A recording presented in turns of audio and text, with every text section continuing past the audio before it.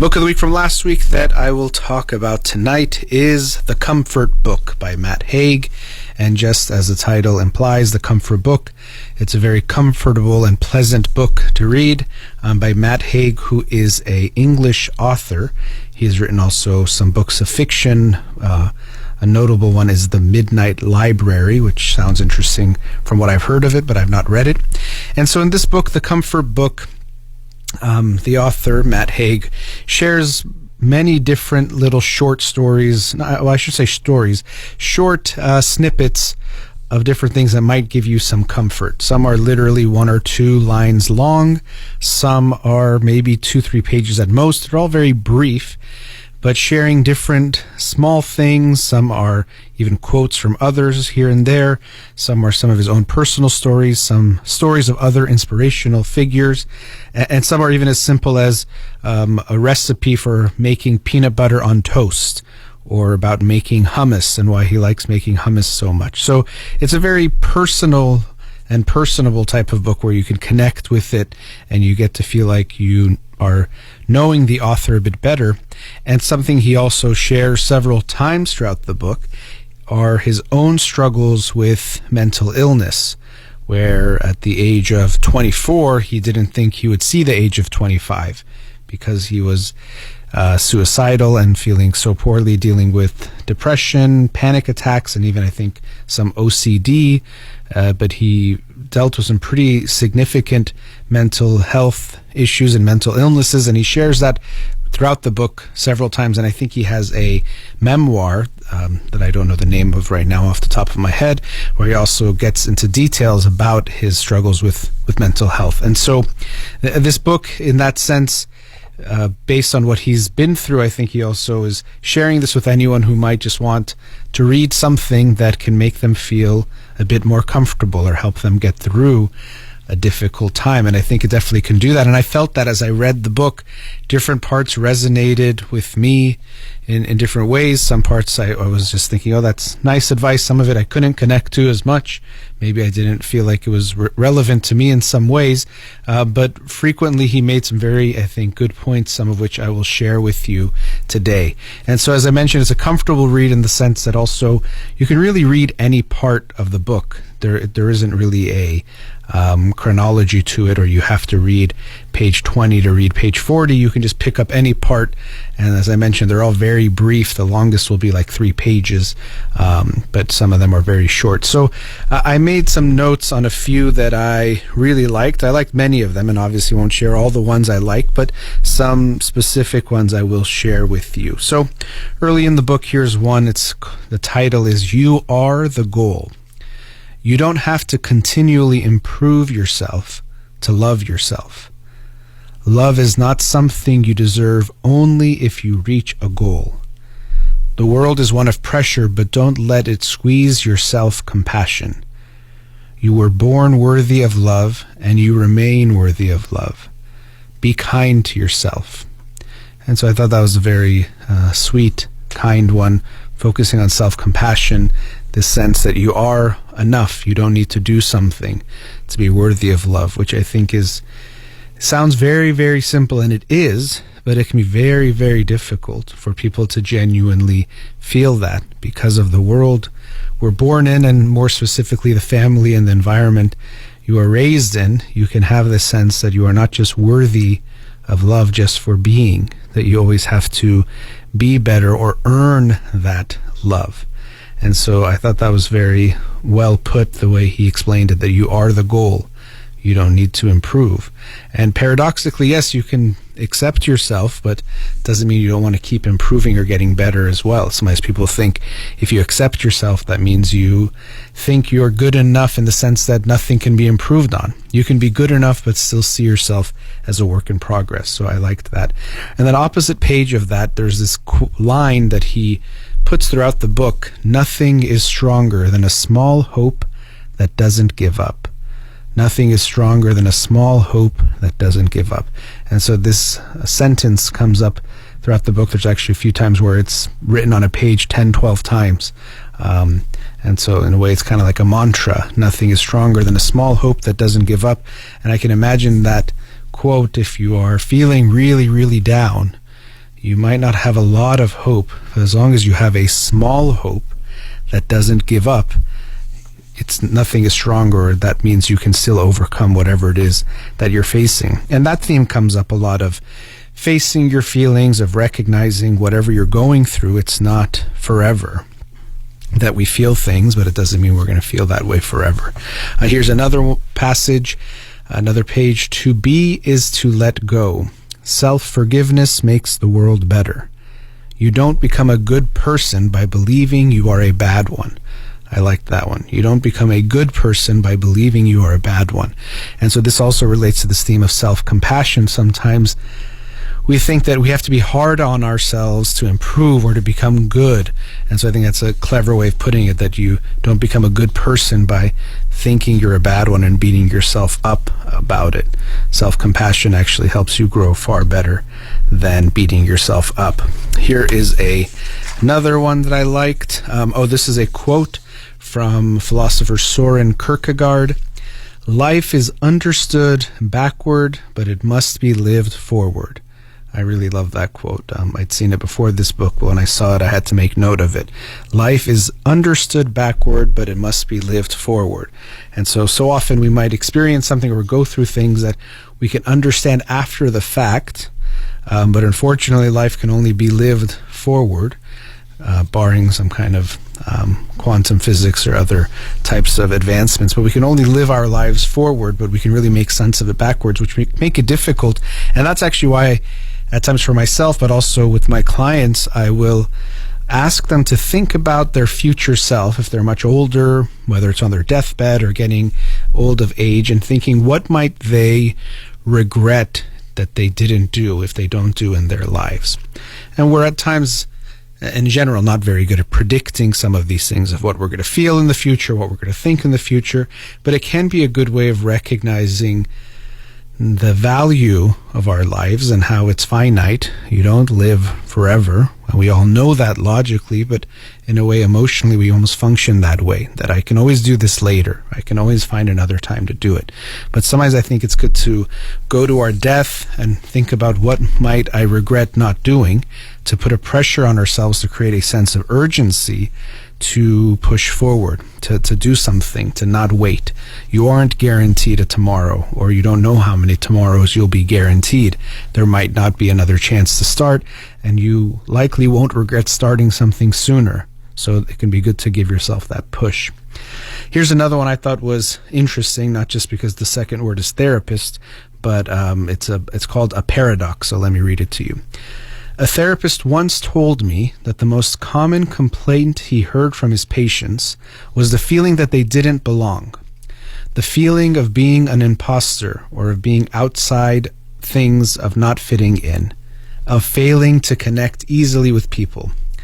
I found this as reassuring as it was paradoxical, that one of the most common feelings among people was the feeling of not fitting in among people.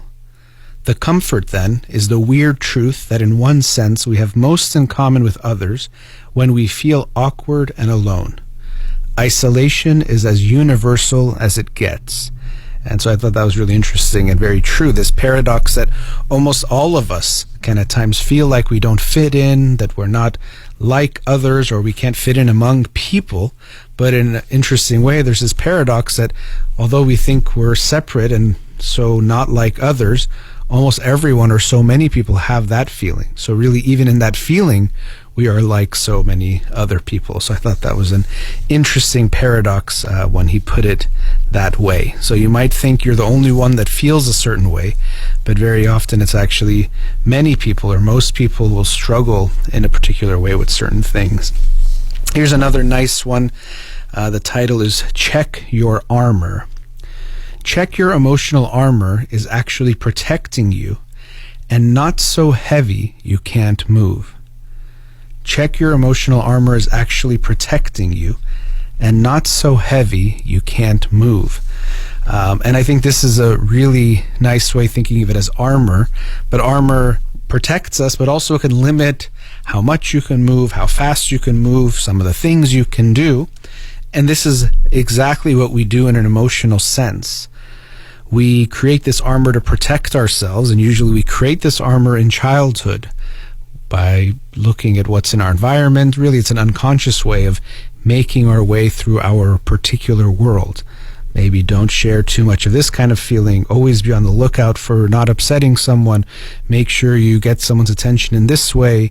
Whatever it might be, we learn all these ways that become our emotional armor that did protect us and likely were necessary to survive when you were a child. But now we carry this armor with us into our adult lives, and most of the time it doesn't protect us so much as it prevents us from experiencing things, from having certain pleasures and joys, to actually recognizing that what we were afraid of is nothing to be afraid of at all. Oftentimes we have armor for something that actually we're trying to protect, something that even if it were to hit us, it wouldn't hurt, or we could handle it. But we think we have to carry that armor. So I thought that was a really nice way of putting it, that check your emotional armor, because it might be so heavy that it's not allowing you to move through your own life and to have various experiences.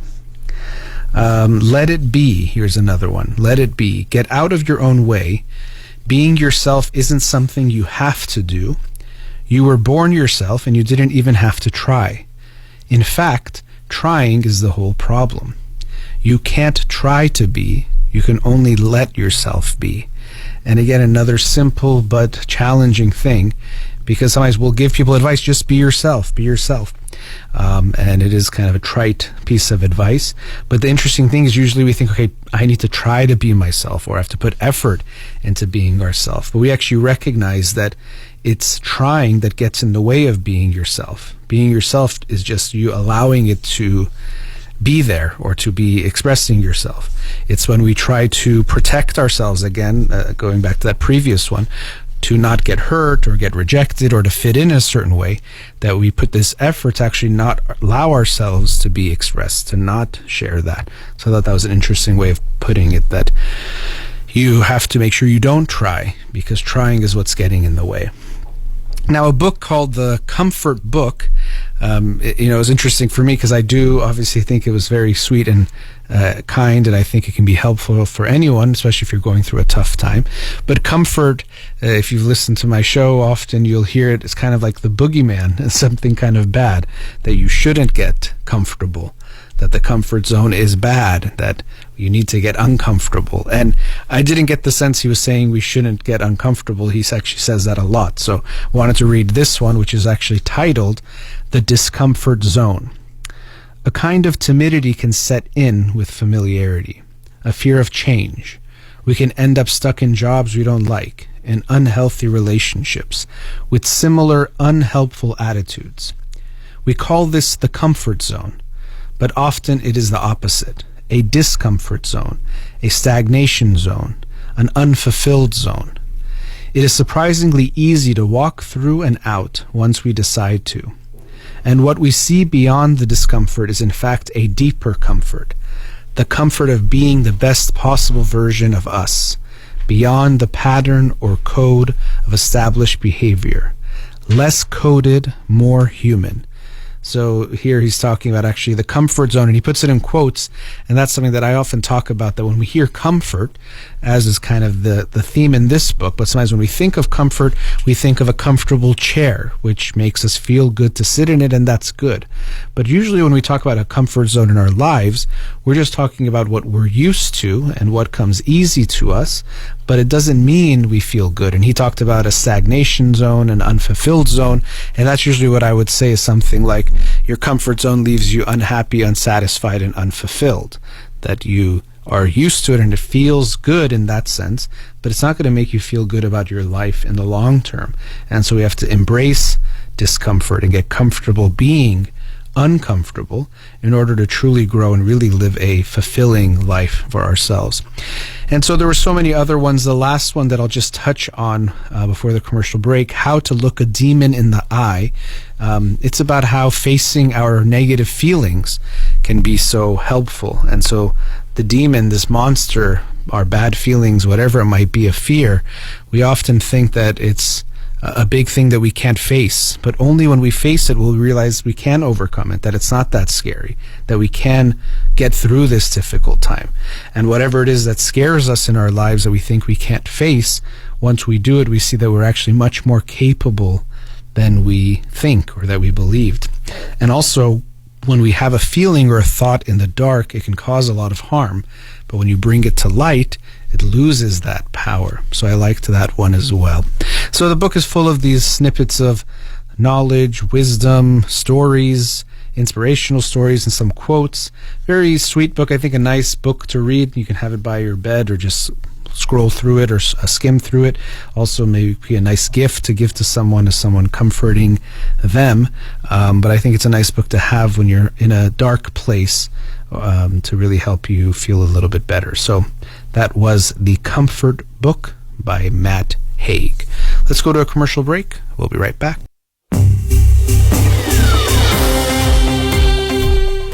Welcome back.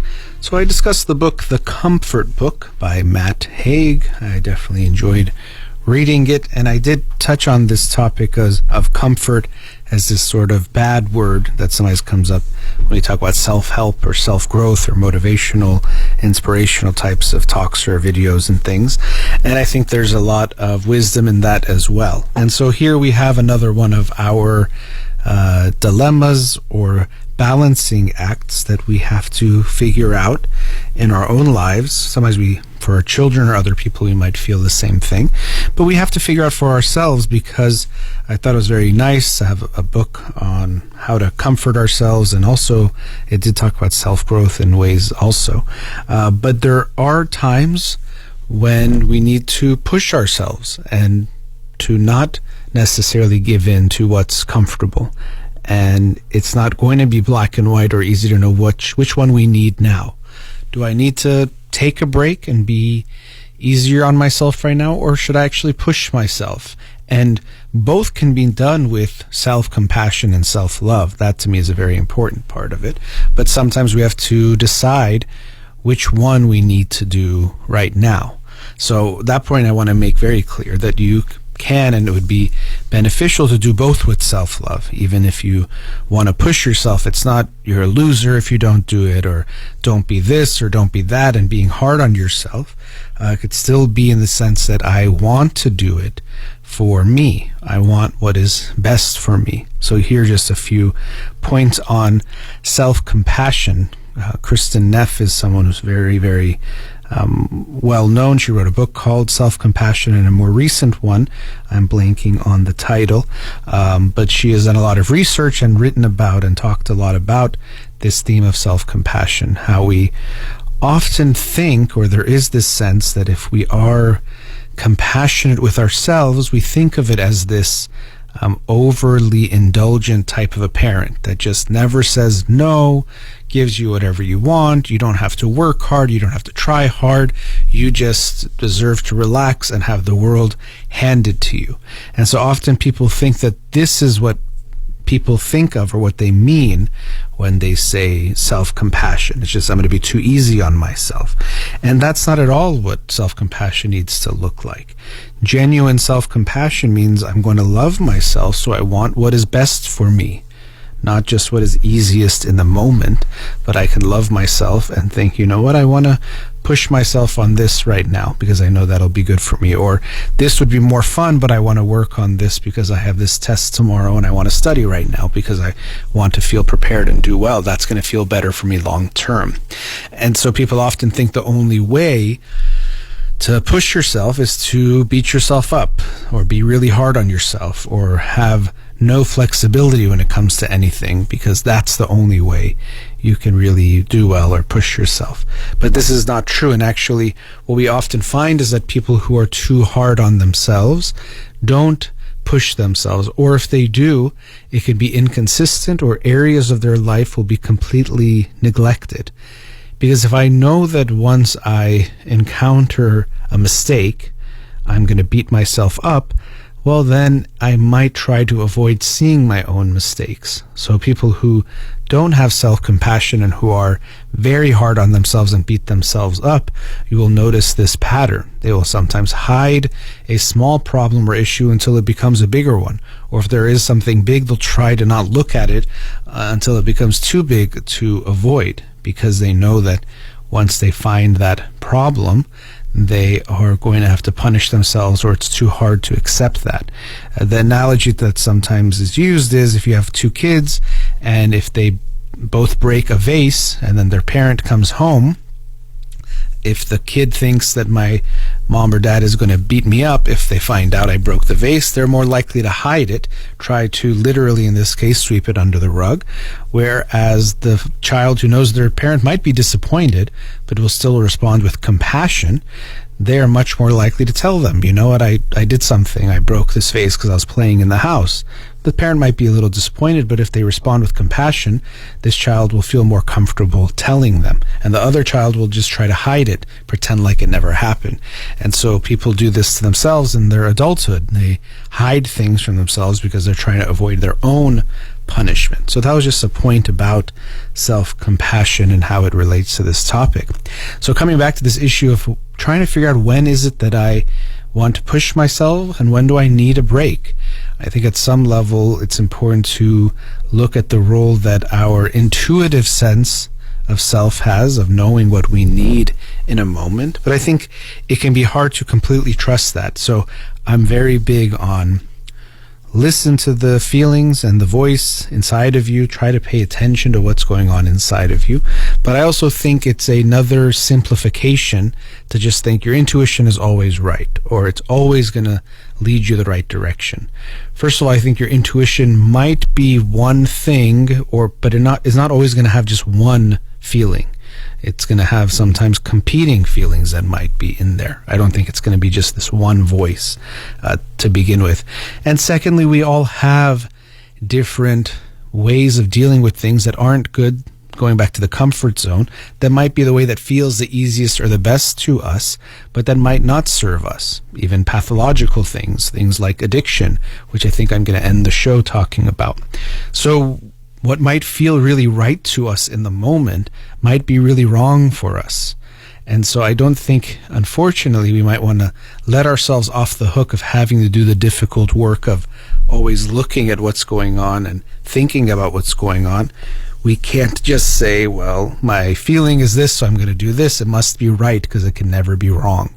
I think that's looking for an easy way out, or looking for almost like magical thinking. Here's another way that I allow myself to stop thinking. We look for that in multiple ways. We look for a rule that we can always follow, which is kind of like what this is. Or to a person we can turn to. This person is a guru, a god. Whatever they say is always right. So if I follow them, I know I'm always right. And religion, of course, can have a similar type of dynamic as well. So we look for some way to not have to think anymore. That takes away some of our anxiety of having to figure things out. So here we have this issue again. How do I know if I need to take a break or I need to keep going? And it's not always going to be clear. So you make a goal, I'm going to go run every morning, or I'm going to go do this every day. And the regularity of it can be very good. And some people would say you should make no excuses. And I think the reason why this can be good advice is that we know that in the moment, we're almost always going to be drawn to doing the easier thing. We are biological beings, so and there's this homeostatic pull towards doing the thing that's easiest and takes the least amount of energy, especially if there isn't some big drive that's life or death, because see, then that's going to have another homeostatic pull. If you are starving and needed to have food, you'll get up and expend energy to get food. But if you already have something, or if we're talking about, well, in 10 years your health will be affected by what you do now, it's a lot harder to build a big feeling around that. And that's why we have such a hard time. You'll tell someone smoking will give you cancer, but they're like, well, I'm enjoying it right now, or if I don't smoke I get these withdrawal feelings that I can feel now. This pain and damage that I'm doing to my body that I'll feel down the line, it's hard to get such a strong feeling about that. We feel things in the moment, and it can be a lot harder to build a feeling imagining something in the future. And this is a challenge we have. So this is why the have no excuses type of a mantra or mindset, it can be very meaningful, or it does have value, because often we know that our tendency is going to be towards not pushing ourselves. So often when we think we should take a break, we probably can keep going. And this is actually another element of feelings that I can touch on here, that I'm very big on. Be in touch with your feelings, try to understand them. What am I feeling? And then also deeper than that, why am I feeling this way? Whatever it is, you might think of it as just a physical thing like thirst or hunger, and also emotional things. But whatever it is, we want to try to get in touch with the what and the why. But we also don't want to just let them dictate our lives, especially for this reason that relates to this topic, that in a way they're usually going to be a bit exaggerated, in the sense that they're trying to help you survive. So if you knew, for example, that this machine that you have, let's say your phone, and they do this when they start to overheat. If they get too hot, they'll give you messages and they might turn off. If you're somewhere, let's say out in the sun, or if you take your phone in the sauna, if you are there, it's going to start overheating and it'll shut down.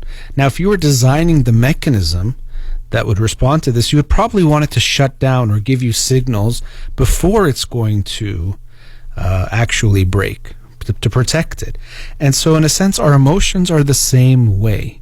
When they have even things like physical pain, or when we have physical pain, I'm not a robot saying about humans, when I also have physical pain, it's something that's a bit exaggerated when you think I can't take any more.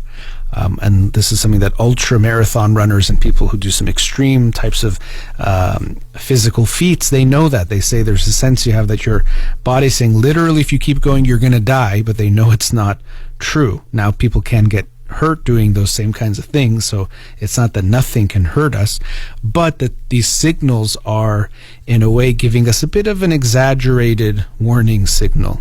It's also like that smoke alarm analogy you maybe heard me use that I saw in Randolph Ness's book, Good Reasons for Bad Feelings. So that's the part where we do need a little bit of a push. Now, at the same time, we do burn out. And first of all, we just do have physical things that happen to us, obviously. But even you can burn out if you keep pushing yourself too much and feel like a machine. And so this is where you have to also be aware of this flexibility, that even if you have a rule, which can be a good guiding post and a good map, at times you do need to take a break and take a day off. And some people will be on either side of this. I actually think I, in a way, do better with the rules, which can be good. And me and my brother actually were talking about this the other day. It can be good because you can be consistent. Even look at for example, the books of the week. That consistency can be good. But then it's also important to have flexibility. I think at times I can struggle with that. So this could be something for you to think of on this type of a balancing act. Which direction do I tend to lean? And that could be a good way of thinking about it. If you're trying to balance and you're going down a tightrope, are you leaning more to the left or the right? And so you might find that when it comes to this issue of pushing yourself out of your comfort zone, or of keeping a rule but then having flexibility, can you be too rigid or too lenient? The optimal is some kind of, optimal flexibility where you are consistent yet flexible. But that's a nice ideal and a nice concept, but actually executing that in your life is much easier said than done. So reading this book, The Comfort Book, because it's about comfort, and this term comfort zone comes up a lot, and pushing yourself out of your comfort zone, which I think is so critical to living a happy life. And he talks about that in the book too, about that. I thought it would be an important and interesting concept to carry over in this second segment. Now, in the last segment, as I alluded to in this segment, I want to talk about addiction and some thoughts about the concept of a higher power, which you see in 12-step programs and certain treatment programs, that I think some type of a thought about that came to me recently that I wanted to talk about. So let's go into our last commercial break, and we'll be right back. Welcome back.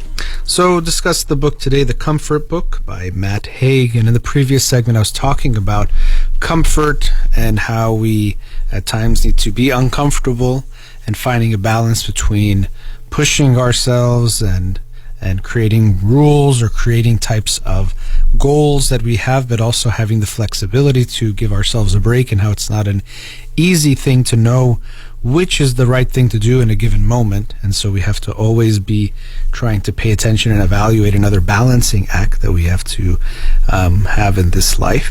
And so, as I mentioned before the break, I wanted to share some thoughts related to addiction, and specifically looking at the 12-step program, not in any particular detail, but about a certain aspect of it. So you maybe have heard about 12-step programs, Alcoholics Anonymous, and they have it for a bunch of different types of addictions. And for many people, they can be very helpful. Some people don't like it at all. And like anything, it's not one size fits all, and it's not good for necessarily everyone, but it can be helpful. And one thing I've experienced, or I've heard many times for years, even starting in graduate school or even probably before graduate school, that some people have a hard time in the 12-step programs. Now, there's some that exclude this aspect, but there can be this focus on a higher power or God, and even it's part of step 3. So let me read you the first 3 steps that will relate to what I'm talking about tonight. So step 1, we admitted we were powerless over alcohol, that our lives had become unmanageable. Step 2, came to believe that a power greater than ourselves could restore us to sanity. Step 3, made a decision to turn our will and our lives over to the care of God as we understood Him. So that part of step 3, especially that it says God, some people can have a hard time with, because what if you're an atheist or you don't believe in God, or there's something about this that can feel religious, and for some people that can be something that turns them off. So I'd heard that before, that some people, they said, I want to do the 12 steps, but I don't believe in God, or this emphasis of God. Even as I was looking up these steps, there are groups that say 12 steps but no God, or things like that, because they know that this can be an issue for some people. But so you might be wondering, how does this relate to what I was bringing up before? So I was having this thought about addiction and how we can understand it. Of course, it's very, very complex, and I'm only going to scratch the surface of some parts of it. But specifically, going back to what I was saying in the previous segment, this sense of maintaining our homeostasis, or figuring out what to do in the moment. And so really all of us, in a way, are not great decision makers when it comes to doing what's optimal for us long term, because our short-term feelings are pretty powerful. Those drives and those pulls to bring us to some kind of a homeostasis, whatever that might be, are strong. So it's very easy, and that's why we have to be aware when we give people advice. Oh, just do this. It's so easy. Wake up at 6 and study for 5 hours every day, or don't smoke anymore. It's so easy. Just do this, or whatever it might be. That's why it's so easy to give someone else advice in this way, because you don't have to go through the feelings of experiencing what the hunger feels like, or the sleepiness feels like, or the withdrawal symptoms feel like. You can treat it almost like being a robot. Well, just do the best thing for the long term. What's the difficult part? But being a biological being, we have these pushes and pulls that make it much easier said than done, that tend to pull us towards making decisions that often are harmful for us. And so there is a line, you've maybe heard something like this before, that no one has hurt you more than you've hurt yourself in your life. And I think that's very true. No one has made decisions that hurt you in different ways. Also decisions to not do things. So it's not just harmful things you've done to yourself, but prevented yourself from doing things that would have been very good for you. So we have hurt ourselves more than anyone else has. So this is, to me, part of the human experience and the human condition, that we are battling with this pull and push of doing things that feel good in the moment to doing things that feel good long term, and finding some balance between them. and sometimes they can overlap. So it's not just a complete dichotomous push and pull. And also, when we create good habits, it can feel good to do things that are good for us long term. And this is a really key point related to this whole issue. But if we start to do certain things and they become habitual and our brain starts to expect them and predict them happening, and we can get very tied into the results we get from them in some shorter long term, then it can feel good to do the things that are good for us. So I don't want to make it seem like it's one or the other, either something that feels good in the moment or something you really dislike. And sometimes it's something that feels good in the moment or feels more good than the other choice that we are dealing with. And again, here, going back to the previous segment, sometimes it can be okay to indulge, and we could do that and enjoy life or certain aspects of life. It also would not be logical in a way to only do the thing that is good for us long term. Sometimes I think of this when people talk about saving money, that it can make sense to save money, but also if you never use your money, that can be life not well lived either. So somebody think, well, always saving is better. Always saving is better. Well, for some people, it might be the opposite. They need to actually focus on using their money more, to actually enjoy the money while they have it, rather than waiting in some sense. So again, we have to think of ourselves in our own balancing act of which way we might be more biased or which way we might sway. So we have this push and pull that we experience of our own homeostatic drives and the feelings in the moment having a strong sway on us. And so addiction is in some ways an extreme form of this, that we have gotten to a point where, because we can't handle the certain feelings or we're trying to cope with certain things, we turn to either a substance, whether it's alcohol or some kind of drug, food, gambling, some kind of a behavior or action that tries to quickly get us from this not good feeling to a better feeling, either a calm feeling or a satisfied feeling or a feeling of feeling loved or connected in some way. And even drugs and alcohol and food, we might think that's not about connection, but it could be the sense of feeling connected in some way emotionally. And so we get very out of whack. So to me, addiction is in a way a very extreme form of having a difficult time of maintaining this balance, that you are turning towards something that's very harmful for you and trying to cope with your feelings. And this is where we can also tie into last week, the conversation with Dr. Jennifer Galvin about toxic positivity. And I made the point that to me, one of the biggest markers of mental health and mental strength is your ability to tolerate negative, painful feelings. Not that you want them, not that you go towards them, but recognizing that they are part of life. So I have to be able to and willing to embrace them and to experience them and to tolerate them. Because by experiencing them, I learn through them. But also, if I'm able to tolerate them, then inevitably when they come my way, I don't need to try to do something bad to get away from it quickly. I don't need to avoid it. I don't need to find some way to quickly change my feeling, which is what happens when we turn to these addictive types of behaviors, substances, whatever it might be. So I can just allow myself to not feel good for a while and know that that feeling will pass, well, then I'm much less likely to do something unhealthy. And so when people go towards addiction, this pattern gets more ingrained. And I'm definitely simplifying and not explaining it in detail, what addiction looks like and in the brain, and so many things are going on that I don't even really know and fully understand. I could blame it on the time, but it's also I don't know it all in detail. But there is this complete sense of getting out of whack with how we're dealing with things. And so in this way, addiction is this extreme form of I can't make the decision for myself anymore.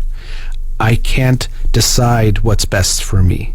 And I think it's also powerful to consider when we look at addiction that when people are addicted to a drug, we can feel so out of whack that without a poison, we can feel like we are dying. We can feel like we are not doing well. And really that's what people experience. If someone is, let's say, addicted to heroin, and then you take the heroin away or they stop or they go to rehab, they start feeling intense symptoms, flu-like symptoms, nausea, horrible, horrible things. And what's the one thing that will quickly help them feel better? A little bit of heroin. That's the fastest way for them to feel good. Nothing else can make them feel better in that moment. And that's kind of an extreme of what they might have felt in the course of their addiction. But in that sense where they're feeling so down, poison, something that hurts their body, hurts them, is the only thing that's going to help them feel better in that moment. So we can see how out of whack their sense of, and we can all be in this to different degrees, but their sense of meeting their own needs, taking care of themselves emotionally has become. So again, addiction to me is in some ways an extreme form, or it gets to a pathological form when we talk about an addiction as a diagnosis that we all go through, because we all tend to make some decisions for ourselves that feel good in the moment, but that are harmful for us. Addiction is just an extreme form of that.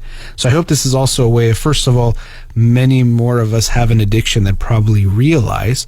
But even if you don't, and you think, oh, there's addicts out there and they're so this way or that way, or you judge them, it could be good to realize that you likely are an addict yourself in maybe a smaller form, or you're doing something like someone who is an addict is doing, but maybe in a smaller scale, but not something that's qualitatively different or makes you so different from them.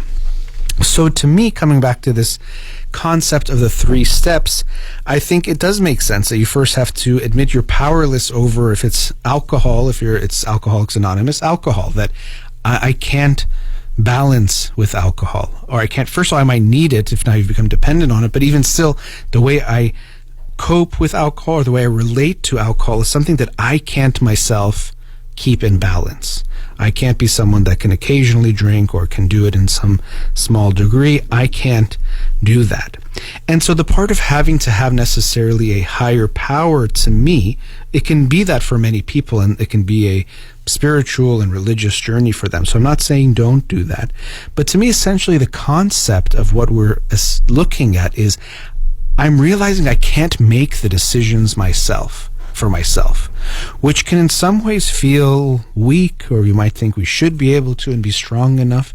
But I think this is where surrendering into our own weakness or our own fallibility can actually help us become the strongest version of ourselves.